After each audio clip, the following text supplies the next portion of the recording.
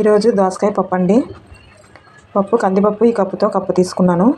First cup పప్పు కందిపప్పు మొత్తం కడిగేసి నానబెట్టుకోవాలి. నానబెట్టిన నీళ్లు కూడా తీసేయాలన్నమాట. ఈ నానబెట్టిన నీళ్లు వంపేసి మళ్ళీ వేరే నీళ్ళు తీసుకోవాలి. తర్వాత పప్పులోకి దోసకాయలు 2 తీసుకున్నాను. ఒక ఉల్లిపాయ, ఒక టమాటా, 4 పచ్చిమిర్చి, కొంచెం అల్లం తీసుకున్నాను. ఇదిగోండి దోసకాయలు ఇలా కట్ చేసి పెట్టుకున్నాను. టమాటా కట్ చేశాను, ఉల్లిపాయ అన్నీ కట్ చేసి పెట్టుకున్నాను. ఇప్పుడు స్టవ్ మీద పెడతాను. ఇప్పుడు కందిపప్పుని స్టవ్ మీద పెట్టుకొని ఫస్ట్ అల్లం వేస్తున్నానండి. అల్లం కట్ చేసి పెట్టుకున్న అల్లం, తర్వాత పచ్చిమిర్చి,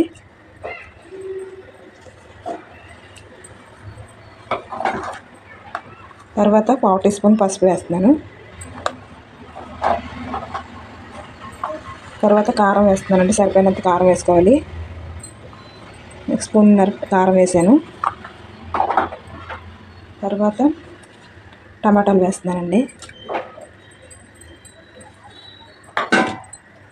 ఇవి కొంచెం ఉడకనివ్వాలి. పప్పు కొంచెం ఉడికితే ఆ తర్వాత దోసకాయలను ఉల్లిపాయలు వేసుకోవాలి. ఫస్టే దోసకాయలు వేసామంటే మెత్తగా అయిపోతాయి. ఇది కొంచెం ఉడికిన తర్వాత దోసకాయలు వేసి కుక్కర్ మూత పెట్టి 3 విజిల్స్ వచ్చే వరకు ఉడికించుకుంటే కరెక్ట్గా ఉడుకుతుంది అన్నమాట.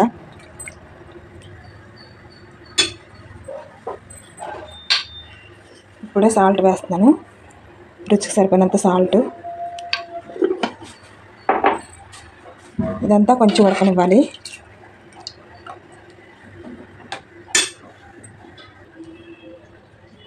కందిపప్పు కొంచెం ఉడికిన తర్వాత ఇలా ఉడికిన తర్వాత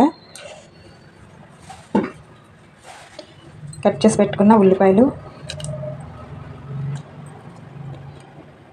కట్ చేసి పెట్టుకున్న దోసకాయలు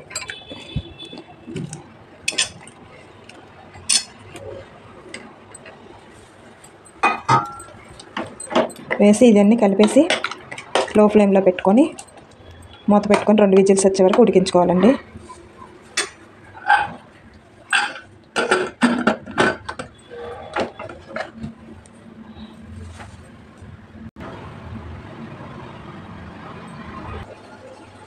రెండు విజిల్స్ వచ్చేసింది, అయిపోయింది.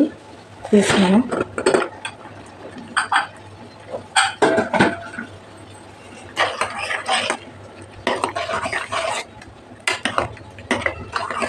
ఇలా మొత్తం కలిపేసుకోవాలి.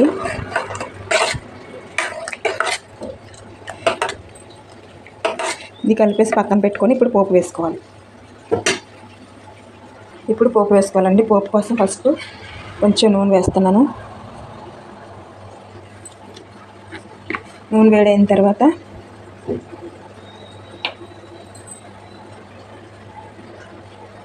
ఆవాలు, జీలకర్ర వేస్తున్నాను. తర్వాత కొంచెం వెల్లుల్లిపాయలు, తర్వాత 2 ఎండుమిర్చి, తర్వాత కొంచెం కరివేపాకు,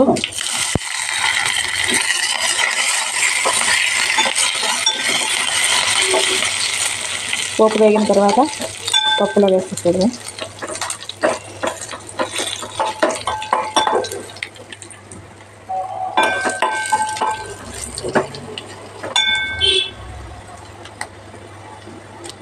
ఇప్పుడు ఈ పప్పు తీసి దీంట్లో వేయడం.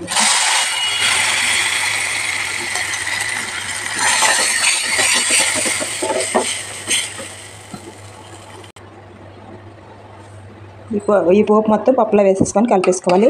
అయిపోయింది. దోసకాయ పప్పు అయిపోయింది, రెడీ అయిపోయింది.